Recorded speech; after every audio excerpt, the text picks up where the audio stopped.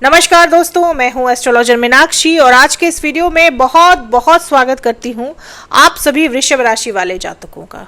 दोस्तों, जून के महीने में 6 जून से आपके जीवन में बहुत बड़े बड़े बदलाव आएंगे क्योंकि बुध का गोचर होने जा रहा है। बुध आपकी राशि के लिए योग कारक ग्रह है।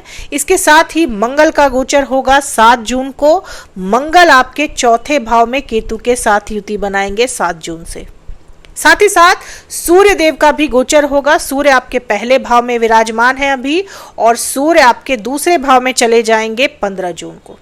ये सभी गोचर काफी महत्वपूर्ण प्रभाव डालेंगे वृषभ राशि वाले लोगों के जीवन में। वृषभ राशि वाले लोगों के लिए जून का महीना बहुत महत्वपूर्ण, बहुत खास और बहुत बढ़िया रहने वाला है। अगर मैं ऐसा कहूं तो गलत नहीं होगा, क्योंकि ग्रहों की परिस्थितियां ही कुछ ऐसी बनी हुई है दोस्तों, जो वृषभ राशि वाले लोगों को लाभ दिलाएंगी ही दिलाएंगी।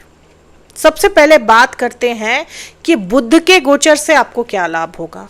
बुध आपके दूसरे भाव में प्रवेश कर जाएंगे, अपनी ही राशि मिथुन राशि में। बुध आपकी राशि में आपके 5वें भाव के और आपके दूसरे भाव के कारक हैं। दूसरा भाव आपके धन, कुटुंब और वाणी का होता है, तो इन सभी चीजों में बढ़ोतरी करेंगे बुध देव।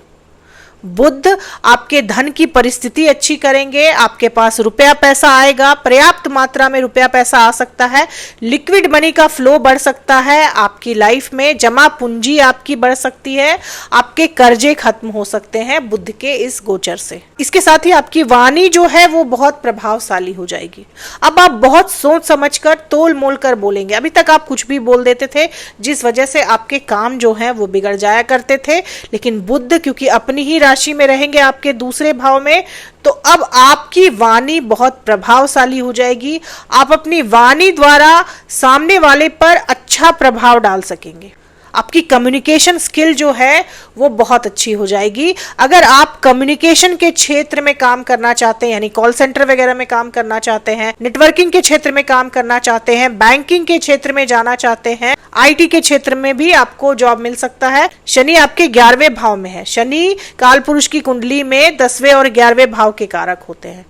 आपकी इच्छा पूर्ति करने का काम करते हैं शनि, और शनि की ये स्थिति और बुध की ये स्थिति कहीं ना कहीं आपको मनचाहा जॉब दिला सकती है। आप जैसी नौकरी चाहते हैं वैसी नौकरी आपको मिल सकती है आपके मनचाहे फील्ड में। आपके नौकरी व्यापार के लिए राहु की स्थिति भी बहुत अच्छी है, क्योंकि राहु आपके 10वें भाव में है। 10वें भाव में राहु आपके नौकरी और व्यापार, इन दोनों के लिए ही बहुत अच्छे माने जाते हैं। आपके कार्य क्षेत्र के लिए राहु की स्थिति बहुत अच्छी होती है, बहुत तरक्की देते हैं राहु देव आपको। अप्रत्याशित लाभ दे सकते हैं आपको आपके व्यापार में। अचानक से आपको प्रॉफिट हो जाएगा, अचानक से आपका बिजनेस जो है वो एक्सपैंड कर सकता है, क्योंकि राहु अचानक से तरक्की देते हैं। राहु रातों रात आपकी स्थिति को बदल देते हैं, या तो अच्छी कर देते हैं या बुरी कर देते हैं। और राहु के बारे में कहा जाता है दोस्तों कि राहु जिसके 10 में, दुनिया उसके बस में। आपके कार्यालय में आपकी चलती है जब राहु आपके 10 में होते हैं। राहु जब आपके 10 में होते हैं तो आपके बॉस आपसे पूछकर काम करते हैं, आपसे सजेशन लेते हैं कामों के लिए। ऐसा दबदबा बना देते हैं राहु 10वें भाव में। आपके स्किल्स भी कमाल के हो जाते हैं, आप इतने क्रिएटिव हो जाते हैं कि आपकी काम की कद्र होती है। इस वजह से आप तरक्की भी अप्रत्याशित रूप से करते हैं। ये सारी परिस्थितियां आपके नौकरी व्यवसाय के लिए बहुत ही अच्छी है। अब क्योंकि बुध आपके 5वें भाव के भी कारक हैं, 5वां भाव आपकी शिक्षा का होता है, आपके संतान का होता है, आपके लव अफेयर्स का होता है, आपके इन्वेस्टमेंट का होता है, तो इन सभी चीजों में लाभ दिलवाएंगे बुध देव। अगर आप लंबे समय से संतान प्राप्ति के इच्छुक थे तो आपकी ये मनोकामना पूरी हो सकती है। बुध की ये स्थिति आपको संतान प्राप्ति करवा सकती है। इसके अलावा संतान को लेकर जो भी चिंताएं, जो भी परेशानियां आपके जीवन में चल रही थी, वो भी दूर हो सकती है, क्योंकि आपके 5वें भाव के कारक आपके दूसरे भाव में रहेंगे। संतान से किसी तरह का लाभ मिल सकता है, संतान की नौकरी लग सकती है, संतान अपनी शिक्षा में कुछ अच्छा अचीव कर सकती है। विद्यार्थियों के लिए भी ये परिस्थिति बहुत अच्छी है, विद्यार्थी कुछ अच्छा अचीव कर सकते हैं अपनी लाइफ में। प्रेमी जोड़ों के लिए भी ये परिस्थिति बहुत अच्छी है, लेकिन यहाँ पर ध्यान रखने वाली बात यह है दोस्तों कि आप शक कर सकते हैं अपने पार्टनर पर।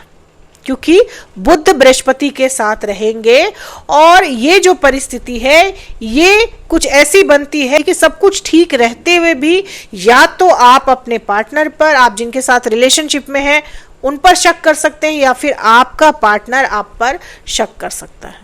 लेकिन अगर आप दोनों की म्यूचुअल अंडरस्टैंडिंग अच्छी है तो बुध की ये परिस्थिति बहुत लाभदायक है प्रेमी जोड़ों के लिए भी। अब वैवाहिक जीवन की बात की जाए दोस्तों, तो मंगल आपके 7वें भाव के कारक हैं और मंगल का गोचर हो रहा है 7 जून को। मंगल आपके 4थे भाव में चले जाएंगे, वहां पर वो युति बनाएंगे केतु के साथ। तो मंगल और केतु की युति रहेगी आपके 4थे भाव में। ये परिस्थिति डिससेटिस्फैक्शन दे सकती है आपको आपके वैवाहिक जीवन में। वैवाहिक जीवन में आपको असंतुष्टि रह सकती है, क्योंकि केतु जो है वो डिससेटिस्फैक्शन देते हैं, डिटैचमेंट देते हैं। हालांकि मंगल की ये परिस्थिति आपको विवाह के माध्यम से लाभ करवा सकती है। आपके स्पाउस को कोई बड़ा पद मिल सकता है, उनकी प्रतिष्ठा बढ़ सकती है समाज में। आपके स्पाउस आपका ध्यान भी बहुत रखेंगे, आपकी माता की तरह ध्यान रखेंगे, आपकी केयर करेंगे, उनसे आपको प्रेम और स्नेह भी बहुत मिलेगा। लेकिन कहीं ना कहीं कुछ आपके अंदर ही खटकता रहेगा, जिस वजह से आप अपने वैवाहिक जीवन में कुछ ना कुछ कमी महसूस करते रहेंगे, कुछ ना कुछ कमियां आप निकालते रहेंगे। पुरानी बातों को याद करके या फिर पुरानी बातों का जिक्र करके आप अपने वैवाहिक जीवन में खुद ही खटास ला सकते हैं। केतु जो है वो पुरानी बातों में उलझा कर रखते हैं, और जब वो मंगल के साथ रहेंगे तो कहीं ना कहीं पास्ट की बातों को अपने बीच में लाकर आप अपने मसले जो हैं वो बढ़ा सकते हैं। लेकिन अगर आप इस चीज को अवॉइड कर लेते हैं, पुरानी बातों को नहीं दोहराते हैं, अपने बीच नहीं आने देते हैं, तब मंगल की स्थिति आपको लाभ दिलवा सकती है आपके वैवाहिक जीवन में। आपके स्पाउस जो हैं वो माता की तरह आपका ध्यान रख सकते हैं, क्योंकि 7वें भाव के कारक 4थे भाव में चले जाएंगे। 4था भाव माता का होता है, तो माता की तरह स्नेह मिल सकता है आपको आपके पति या पत्नी से। लेकिन ध्यान यही रखना है दोस्तों कि पुरानी बातों को आपको नहीं दोहराना है, पुरानी चीजों को अपने बीच में नहीं लाना। मंगल जो है वो भूमि के कारक है, वो लैंड के कारक है, तो आप इस तरह की प्रॉपर्टी में निवेश कर सकते हैं। लेकिन निवेश करने से पहले आपको ये भी ध्यान रखना है दोस्तों कि केतु भी मंगल के साथ है, तो काफी सोच समझकर आप किसी भी तरह की प्रॉपर्टी में निवेश करें। अगर आप बिना सोचे समझे प्रॉपर्टी में निवेश करेंगे तो हो सकता है आपको नुकसान भी उठाना पड़े। इसके अलावा प्रॉपर्टी को लेकर डिस्प्यूट रह सकता है आपका आपके भाइयों से, क्योंकि मंगल भाई को दर्शाते हैं और केतु डिस्प्यूट है, केतु डिटैचमेंट है। तो भाइयों से मतभेद रह सकता है, डिस्प्यूट रह सकता है प्रॉपर्टी को लेकर, इसका भी आपको ध्यान रखना है। अब दोस्तों बात करें कि उपाय आपको क्या करना चाहिए। उपाय आपको मंगल का भी करना है और केतु का भी करना है। किसी भी मंदिर में जाकर आप ध्वज दान करें, क्योंकि ध्वज दान करने से केतु जो है वो शांत रहते हैं। केतु मंदिर में लगने वाला ध्वज है, इसीलिए केतु के उपाय के तौर पर आपको किसी भी मंदिर में जाकर ध्वज दान करना चाहिए। इसके अलावा आपको मंगल का भी उपाय करना चाहिए। तो आपको मंगलवार के दिन किसी बहते पानी में 800 ग्राम गुड़ जो है वो बहा देना है, और इसके साथ ही आपको हनुमान चालीसा का पाठ भी करना है मंगलवार के दिन।